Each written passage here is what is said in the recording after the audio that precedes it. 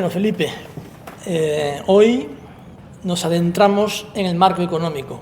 Como sabes, hemos visto el jurídico, el laboral, pero hoy empezamos con la vivienda, que es propiamente uno de los aspectos económicos importantes de este ciclo de conferencias.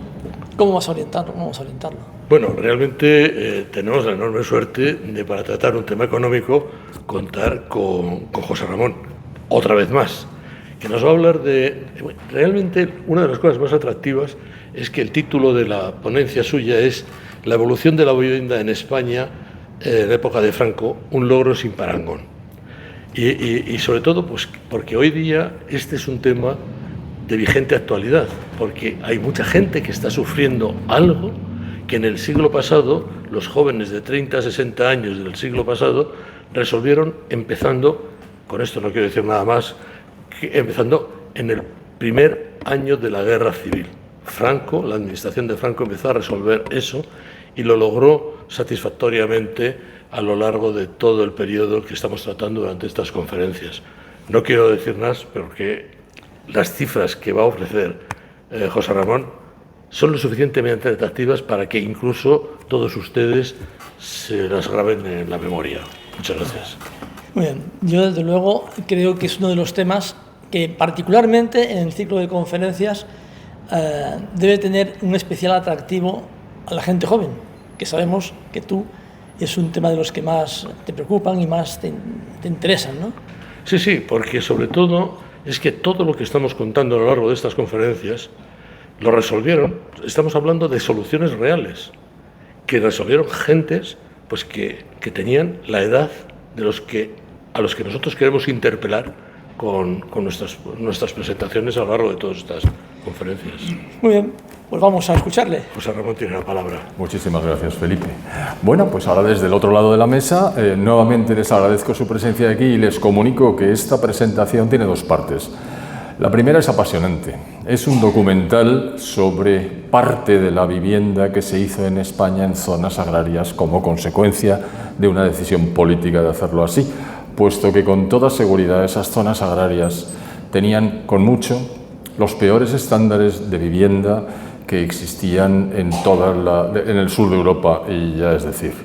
Así es que durante los primeros 20 y tantos minutos van a tener oportunidad de ver ese documental, magnífico por otra parte, elucidador, que me gusta bastante decir esa palabreja, es decir, arroja luz sobre un fenómeno. Y después, pues durante los 15 minutos restantes aproximadamente, tendré el honor de presentarles datos, cifras, exclusivamente, enlazados por palabras, pero básicamente es eso, de tal manera que con un poco de suerte encuentro dónde tengo que picar y aparece efectivamente.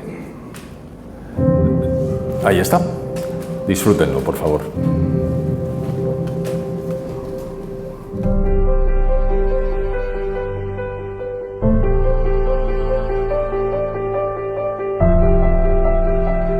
En este documental, se expone el largo camino recorrido, para que la población rural abandonara su vida en inmundas chozas, y se asentase en un pueblo de colonización. Diseñado para acogerle, y en armonía con el medio ambiente que le rodea.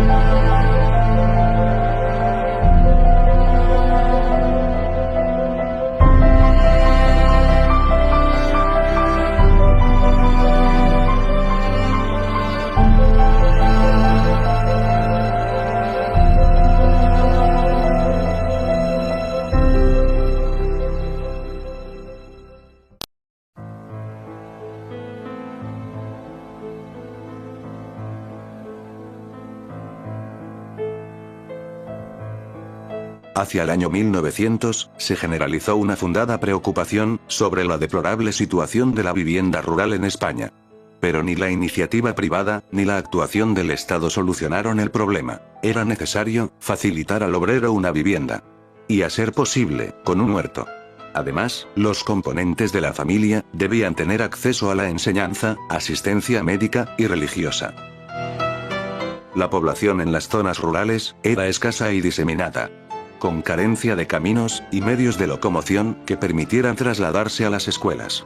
Por lo que el índice de analfabetismo, en muchas zonas, era superior al 75%.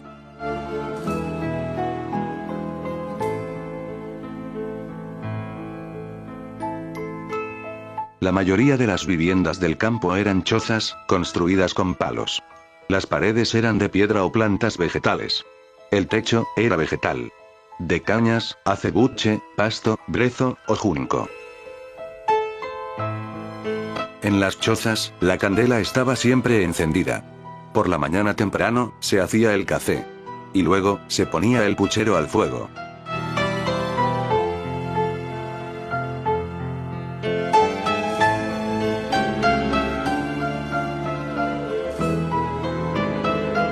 En las chozas, convivían personas y ganados, en indigencia material y moral. En los dormitorios, cada rincón servía para almacenar productos del campo amontonados, o debajo de las camas. Por la deplorable situación que presentaba la vida en el campo, se consideró evidente que debían separarse las zonas ocupadas por los animales de las vivideras por personas, la de los padres de los hijos, la de los hijos varones de las hembras, y depositar los aperos y útiles de labranza, en espacios específicos.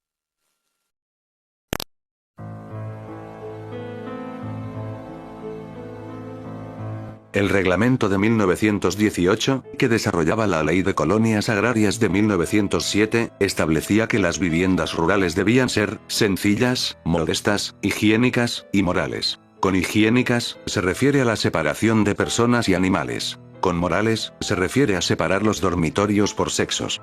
Dormitorio de los padres, otro para los hijos varones, y otro para las hembras.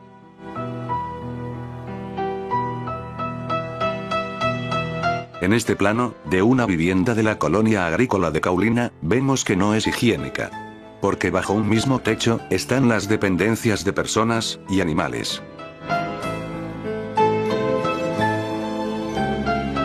El lugar de emplazamiento de la vivienda debía tener buena orientación, aireación e iluminación. Debían diseñarse con ventanas amplias, lugar saneado y separación del ganado en un corral. Además, había que solucionar los problemas de barro del invierno, el polvo del verano, acceso, alcantarillado, abastecimiento de agua, y otros.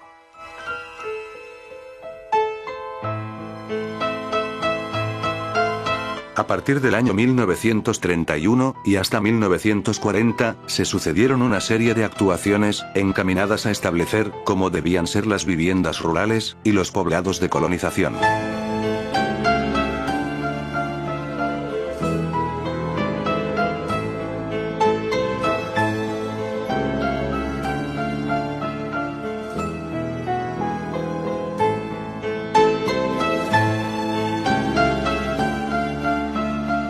Las actuaciones consistieron en la celebración de concursos a nivel nacional de viviendas, y los resultados de los trabajos realizados por el Seminario de Estudios Urbanísticos de la Escuela de Arquitectura de Madrid. Siendo fundamental la participación de los ingenieros agrónomos en el diseño de las viviendas. La aportación de los ingenieros agrónomos en la mejora del mundo rural fue decisiva. Su visión estuvo preocupada de los aspectos económico y funcional. Los agrónomos presentan la vivienda rural como herramienta de la actividad agraria. La vivienda será la que permita el rendimiento económico de la explotación, considerándola como un bien amortizable. El presupuesto de construcción ha de tenerse en cuenta a la hora de planificar la explotación de la tierra, por lo que ha de ser viable en el plano económico. Los agrónomos plantean la necesidad de que la vivienda rural disponga de los espacios específicamente destinados a la actividad agropecuaria. La vivienda debía tener locales para almacén de granos, para guardar maquinaria y aperos, establo para animales, y corral. Para atender estas necesidades, surge el concepto de dependencia agrícola, que debía estar separada por un patio de los espacios destinados a personas. El arquitecto José Fonseca Llamedo fue el ganador del concurso de viviendas de 1935. Sus estudios fueron la base de las actuaciones del Instituto Nacional de Colonización y del IRIDA. José Fonseca dividió la población rural en colonos, braceros agrícolas y población no agrícola. El Instituto Nacional de Colonización asumiría esta clasificación, denominando las viviendas de colonos, de obreros y de comerciantes, médico, cura y otros. Fonseca también defendió que tenían que existir unos servicios comunes para la relación social de los individuos, lo que originó el concepto de centro cívico, compuesto por ayuntamiento, iglesia, escuelas, comercios, etc.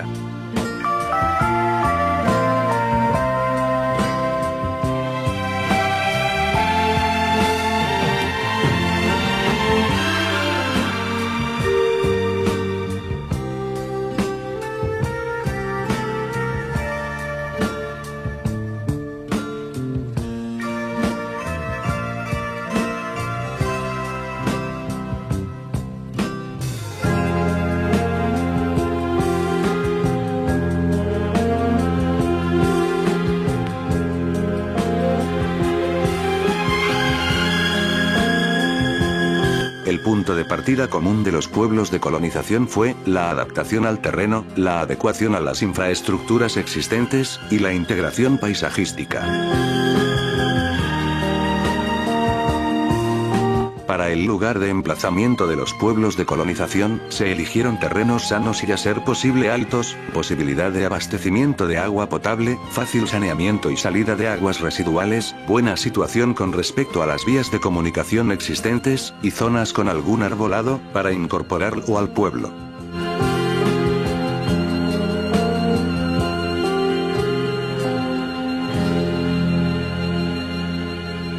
Como normas de urbanización, no se hacía un trazado excesivamente rectilíneo de las calles, para romper perspectivas. La forma de conseguirlo, es con pequeños giros en la calle, o interrumpirla, con una fachada, pared, o edificio público. Las parcelas para las viviendas de los colonos tenían 15 a 20 metros de ancho y 30 a 40 metros de largo.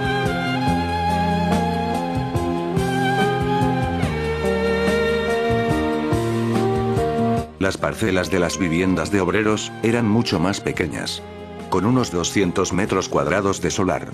No disponían de dependencia agrícola. Las parcelas constituían las manzanas.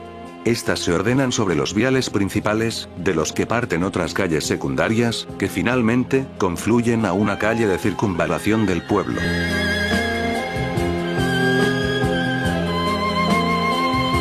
Las viviendas de los colonos disponían de dos accesos independientes. Una puerta para la vivienda, y un portón para el patio, por donde se accede a las construcciones de la dependencia.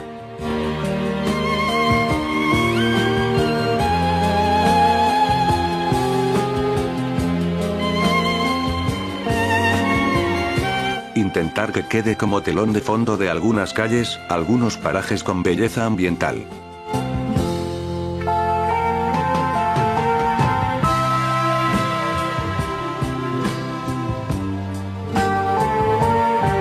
Integración de la naturaleza exterior al casco urbano. Disposición original de componentes del mobiliario urbano, como abrevaderos, fuentes, farolas y otros.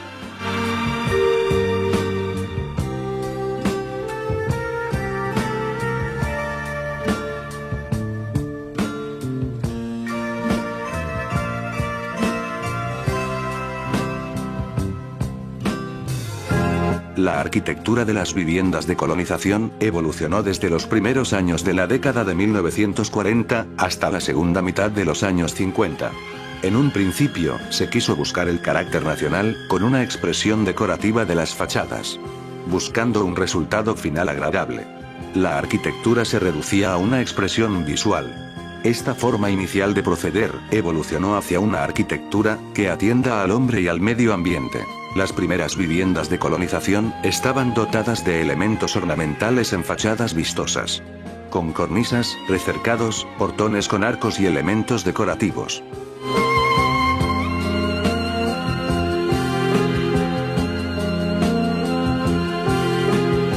Esta tipología arquitectónica quedó obsoleta unos años antes de 1950.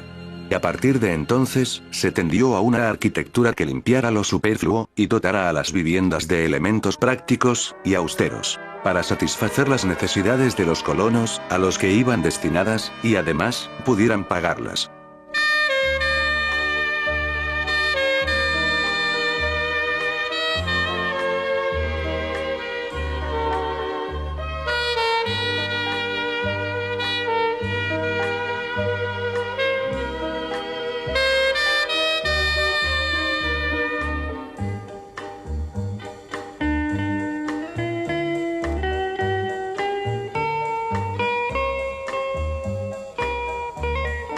La jefatura de los servicios de arquitectura la ostentaba José Tamés Alarcón, quien marcaba las ideas que debían regir en la arquitectura colonizadora.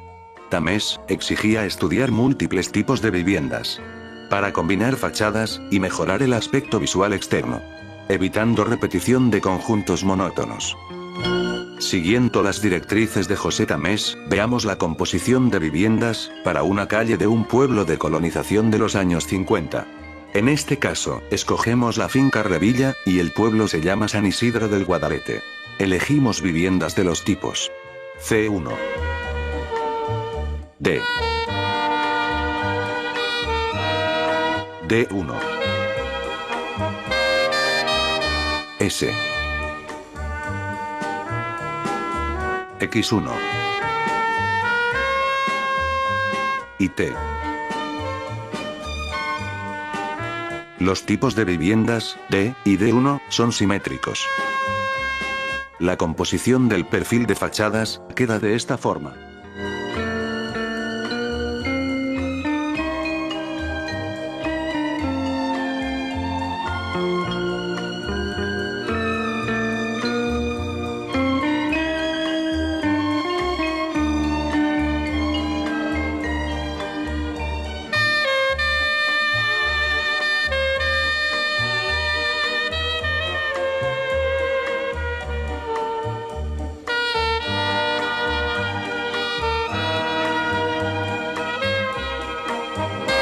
A mediados de la década de 1950, con el diseño del pueblo de Vegaviana en Cáceres, obra del arquitecto José Luis Fernández del Amo, se impuso una arquitectura creada para los ciudadanos y en armonía con el paisaje del lugar. Vegaviana se construyó en terrenos arbolados, de encinas y alcornoques, para que el colono participara del medio natural que le rodea. La arquitectura de Vegaviana es muy sencilla. Emplea la repetición para crear una composición volumétrica que dialoga con los elementos naturales del paisaje, dotándole de una considerable carga estética y plástica que no llegaron a alcanzar otros pueblos de colonización, con variedad de tipos de viviendas. Vegaviana recibió el reconocimiento en el V Congreso de Arquitectura de Moscú y premios como Eugenio d'Ors y Planeamiento de Concentraciones Urbanas de Sao Paulo.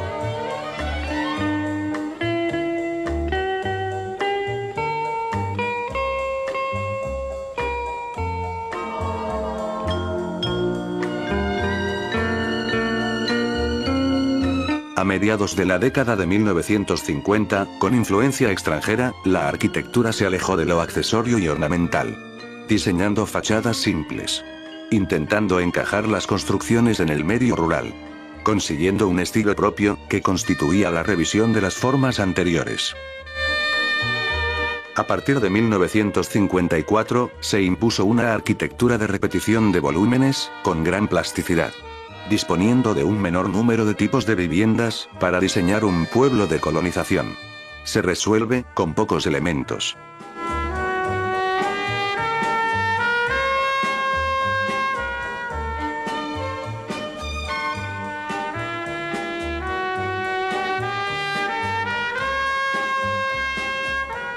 Generalmente, las viviendas eran de 3 dormitorios, aunque también hubo de 4 dormitorios. Unas y otras tenían prevista una superficie para futuras ampliaciones.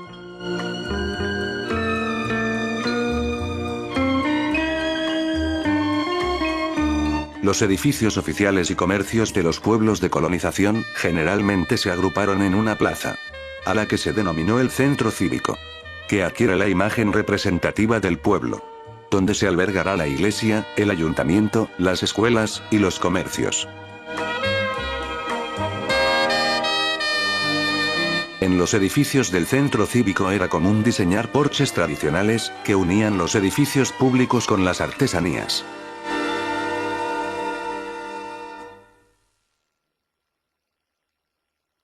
La iglesia es el edificio más grande. Con su torre campanario, constituye el edificio más emblemático. Un hito urbano en medio del campo, cuya presencia en el paisaje delata la existencia de un pueblo de colonización.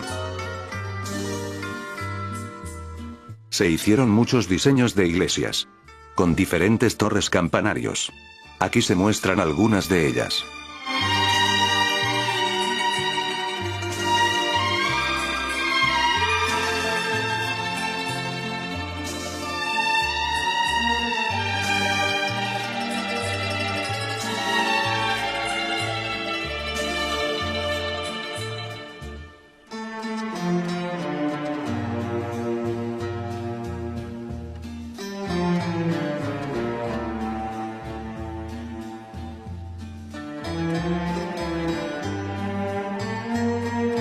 Los arquitectos seleccionaron libremente vidrieras, mosaicos y pinturas de los mejores artistas, constituyendo hoy un importante patrimonio.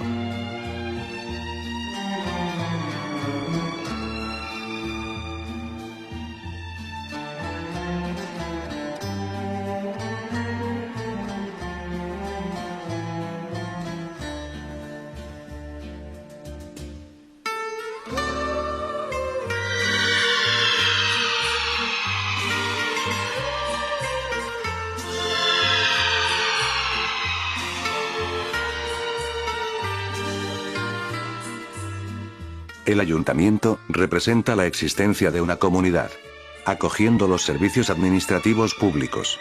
Disponen de un balcón municipal como tribuna de la autoridad.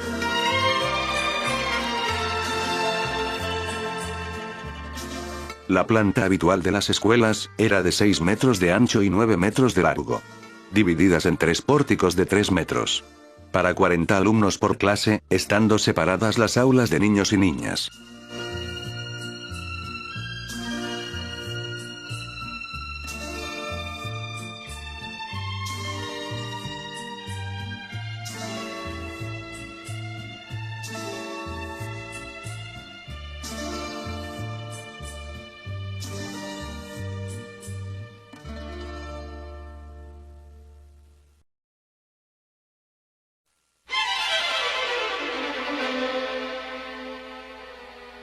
En España, se construyeron 286 núcleos de población rural, de los que 250 fueron nuevos pueblos, 20 fueron núcleos diseminados, y 16, ampliaciones de poblaciones existentes.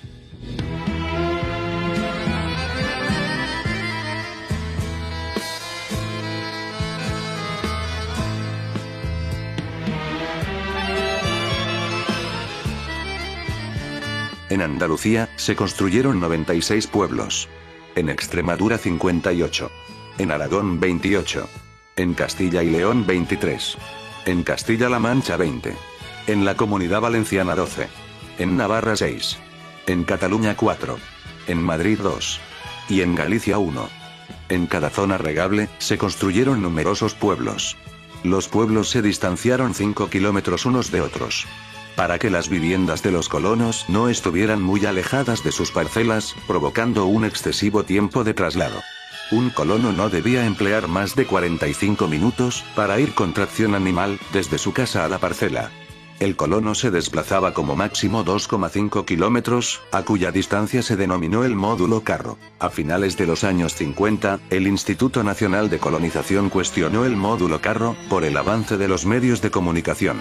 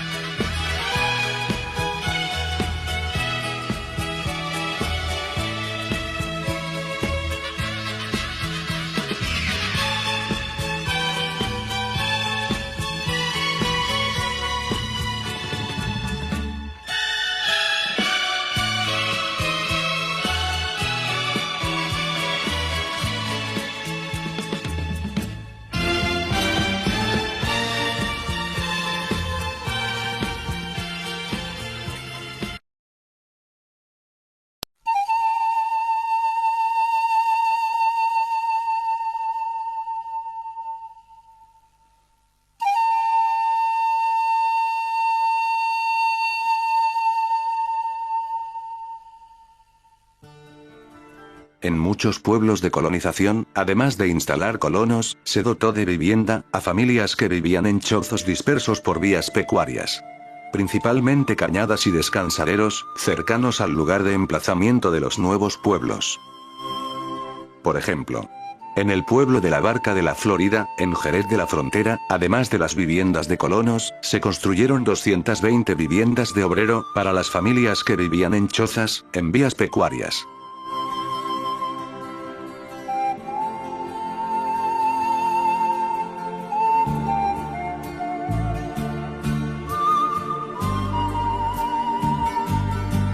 Las construcciones efectuadas en la colonización constituyen un hito en la historia de la ingeniería rural y el urbanismo español. Por ello, debemos considerar como un rico patrimonio cultural que es necesario conocer, conservar y proteger. Se dibujó un nuevo paisaje. Se generó una nueva entidad, constituyendo un patrimonio material e inmaterial, formado por elementos de ingeniería, arquitectónicos, multiétnicos, culturales y socioprofesionales.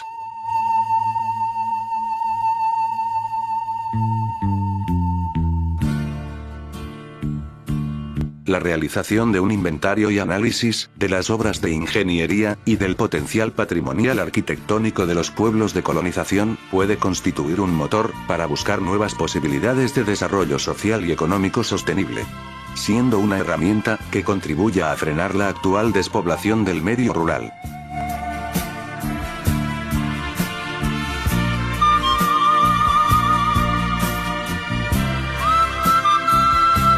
La consideración del legado recibido de elementos de colonización es la base para declarar los bienes de interés cultural en la categoría de conjunto histórico.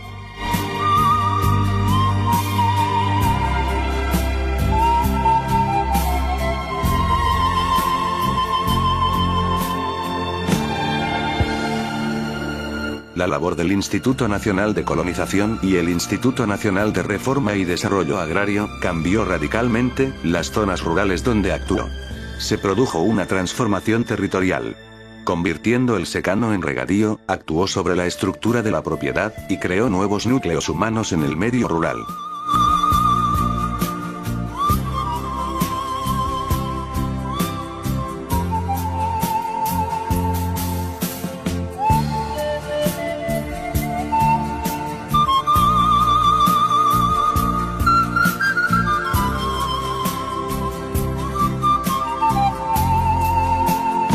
La transformación en regadío cambió el paisaje.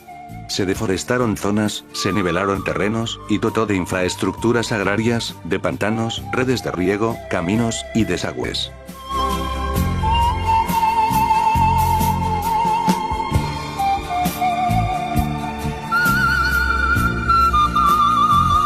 Para albergar a la población asentada, se levantaron 250 nuevos pueblos, que proporcionaron viviendas óptimas a las familias labradoras, y otras familias que vivían dispersas en el campo.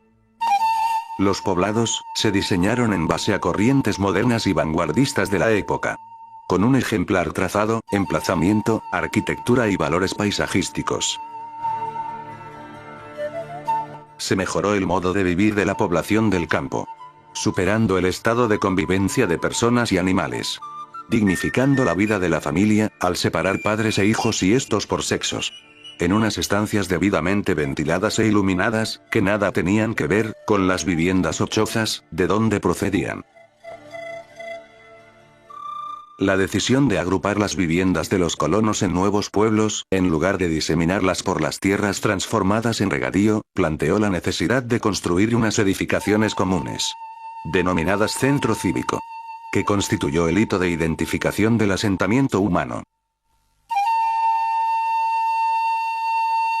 Los cambios efectuados en las primitivas viviendas, al edificar en los patios y dependencias, cambiar o tapar ventanas, construir nuevos tejados, y otras modificaciones, han afectado considerablemente a la racionalidad del conjunto de los pueblos de colonización, deteriorando su arquitectura inicial. Lo que reclama una actuación de la administración, que permitiendo la natural evolución, mantenga sus valores originales.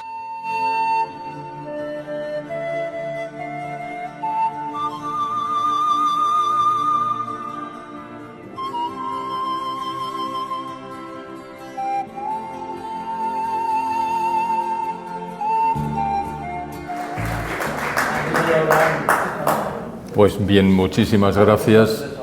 Creo que ha sido bastante revelador de los cambios que experimentó el agro español de las circunstancias originales en que se encontraba a primeros del siglo XX e incluso a finales de la Guerra Civil. Bien, pues ahora a uña de caballo vamos a intentar echar un vistazo a los datos que revelan la evolución de la vivienda en España en el periodo 1936-1975. ¿Cómo que 1936? Será 1939, ¿no? ¿Ya está este hombre aquí desbarrando? Pues no, no.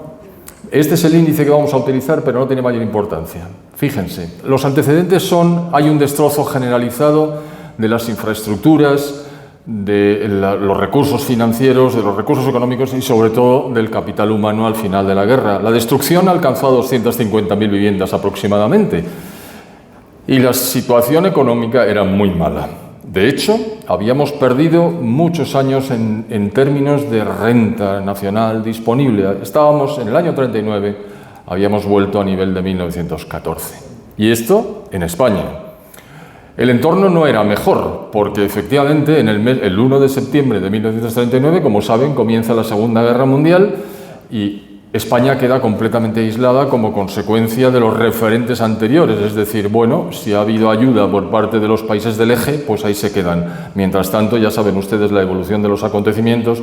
Francisco Franco no permite, vamos a ver si conseguimos resolver esto, y si no, pues os lo voy a leer, porque total, tampoco hay muchos efectos, o sea que lo leo. Sin apenas recursos, con carencia de repuestos y ante la necesidad de la reconstrucción, la Segunda Guerra Mundial incrementó las dificultades. Gracias, Rosa. Los años 40 fueron especialmente difíciles. El aislamiento de España duró entre 1939 y 1953. En los primeros años 40 se recuperaron los niveles del 35 en términos de generación de energía eléctrica, producción siderometalúrgica y cementera, ambos o todos ellos básicos para la reconstrucción. En 1936, y ahí voy, el 10 de diciembre, insisten que no, debo ser yo,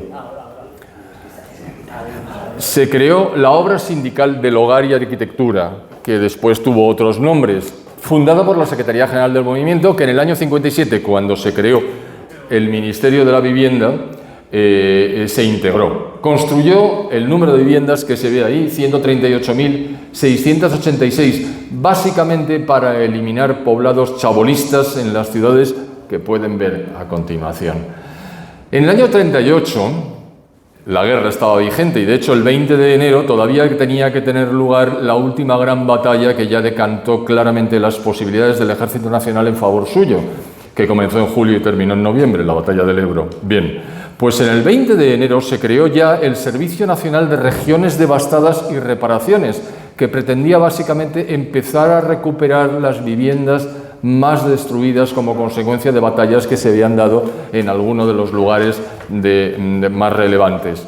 Reconstruyó 125 localidades, condición sine qua non, es decir, para que se ocupara el Servicio Nacional de Regiones Devastadas, se ocupara de reconstruir, es que la destrucción tenía que ser al menos del 75% de las viviendas e infraestructuras. Cuando el porcentaje de destrucción era inferior, se habilitaban créditos para que los propietarios de las zonas pudieran desarrollar los trabajos de construcción. Hay dos casos característicos, Brunete y Belchite. En Brunete la destrucción fue del 97%. Ustedes saben que hubo batallas allí, no nos vamos a ocupar de eso ahora. En Belchite la destrucción fue total. El destino de ambas poblaciones fue distinto. En Brunete se reedificó por completo al otro lado de la carretera y en Belchite, por decisión del jefe del Estado, se conservó completamente destruido el pueblo original y se construyó otro no lejos. Cuando el Servicio Nacional de Regiones Devastadas terminó su cometido, se disolvió en parte y en parte se integró en el Ministerio de la Vivienda de 1957, pero antes, en abril, 19 días después de la victoria, se creó el Instituto Nacional de la Vivienda, que inició su primer plan de construcción con 3 categorías de viviendas, protegidas, bonificables y de renta limitada. Los mejores arquitectos de la época participaron efectivamente en el diseño de los edificios y de los barrios. Y ahora conectamos con lo que acabamos de ver. El 18 de octubre de 1939 se creó el Instituto Nacional de Colonización para modificar la estructura y los usos del campo, del agro español. Termina la guerra y en el año 40 se aprueba la Ley para la Colonización de Grandes Zonas, base para efectuar los trabajos que acabamos de ver. ¿Cuántas personas había en España a la sazón? 26 millones, de los cuales el 66% vivía en zonas rurales, de ahí la importancia del documental que hemos visto. Y el censo de viviendas era 5.803.361. Al crear el Instituto Nacional de Colonización, este adquiere y reparte fincas en Extremadura. Se anticipa con ello al Plan Badajoz, que es el nombre popular del Plan de Transformación y Colonización de la zona, en Badajoz. Con ese instituto se construyeron 6.000 viviendas en más de 300 poblaciones. Fíjense los nombres de los arquitectos: Alejandro de la Sota, Carlos Arniches, José Borovio, José Antonio Corrales, Fernando de Terán, Antonio Fernández Alba y José Luis Fernández del Amo, entre otros. Y por fin, ya muy avanzado el periodo, se crea la agrupación que absorbe todos los elementos constructivos que habían ido apareciendo a lo largo de los desarrollos administrativos de la España de Franco, por decreto ley del 25 de febrero del 57. Ese ministerio asumía todas las competencias, incluidas las de arquitectura, que hasta entonces se hallaban en poder del Ministerio de lo que ahora llamaríamos Interior, pero que era Ministerio de la Gobernación.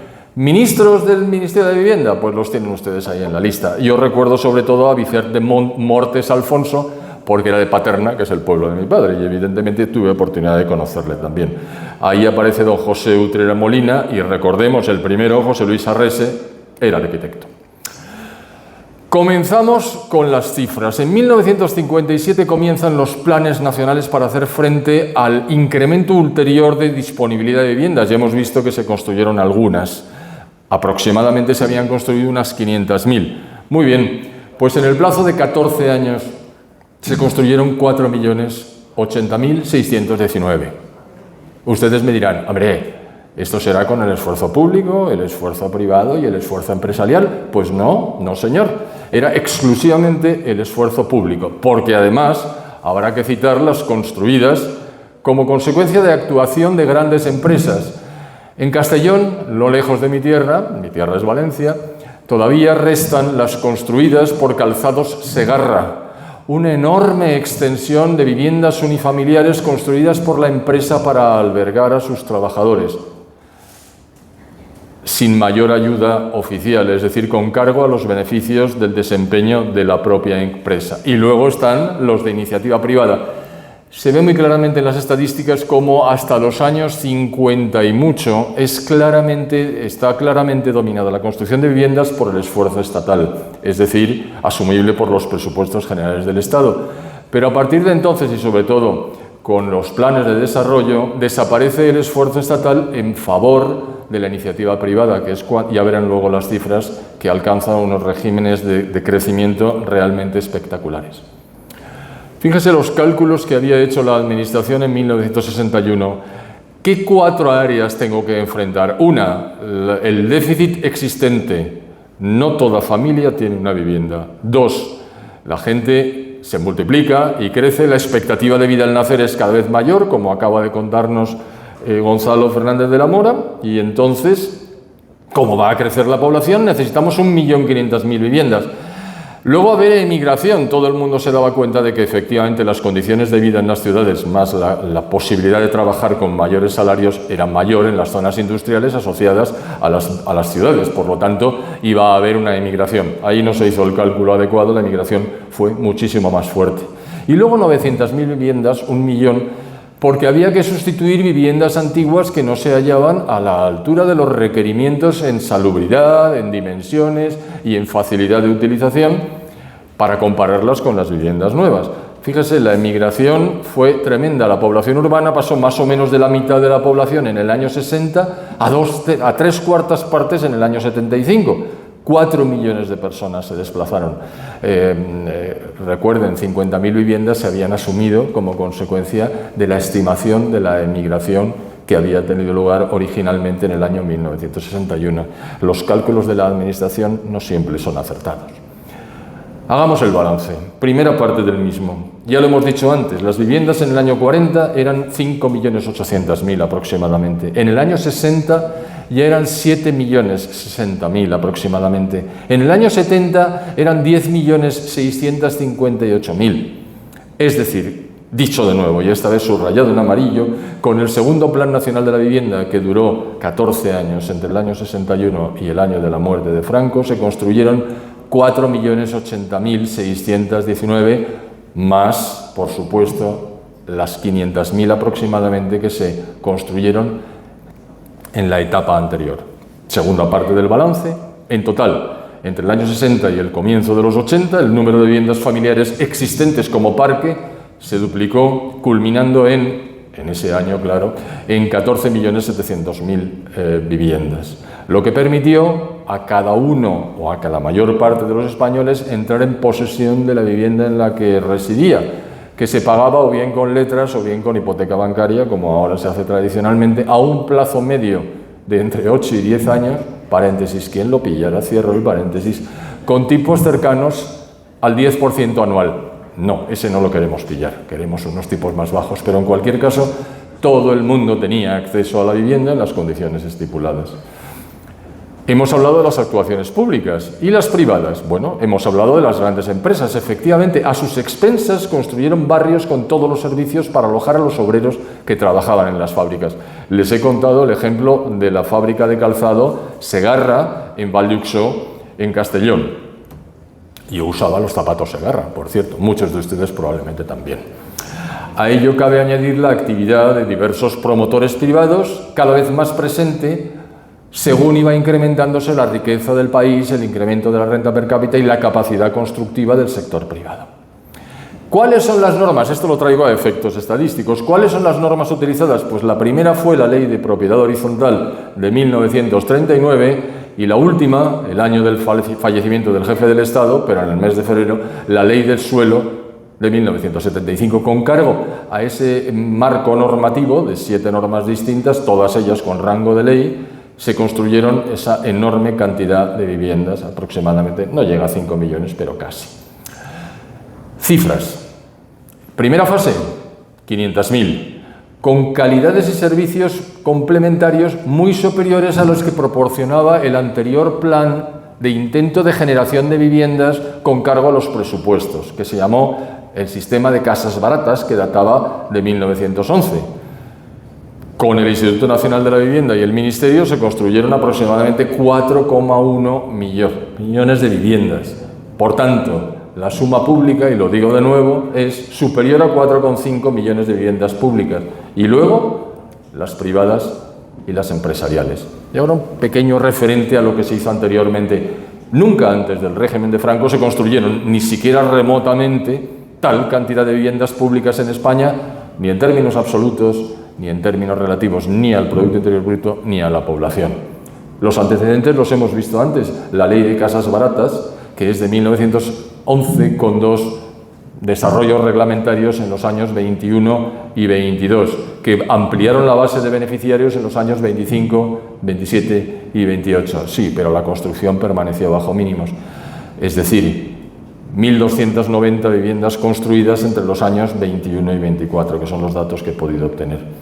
Después hubo otro esfuerzo en el bienio de la CEDA, y a partir de 1935, con el ministro de Trabajo, Federico Salmón, se construyeron 3.000 viviendas, básicamente en Madrid y Barcelona, con unas características arquitectónicas peculiares, que además están identificadas porque hay una chapa en el frontal, en los que se dice, una chapa, o si hay rejas, en la propia reja aparece en forma de elaboración que la vivienda se acogía a los beneficios de la ley de 1935, establecida sobre la base de don Federico Salmón, ministro de Trabajo, abogado del Estado, que fue asesinado en Paracuellos del Jarama por aquello de que pertenecía a la CEDA. Ya saben ustedes cómo se comportaba el Frente Popular.